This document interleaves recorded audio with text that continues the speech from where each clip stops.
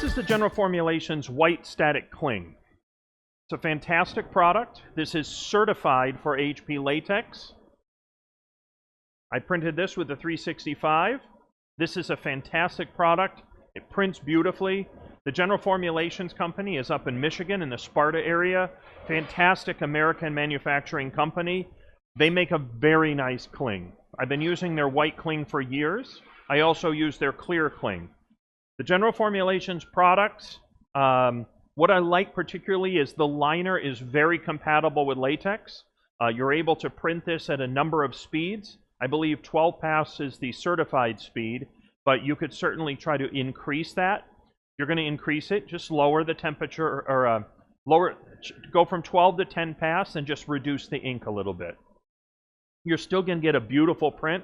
The stuff is fantastic. I use it widely on most of my window clings. This is the white. There is also a clear available. Usually with the clear, I reverse print it and then put it in the window that way.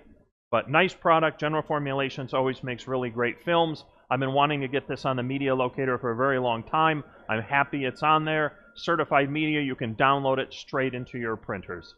This is certified for Gen 3 latex ink.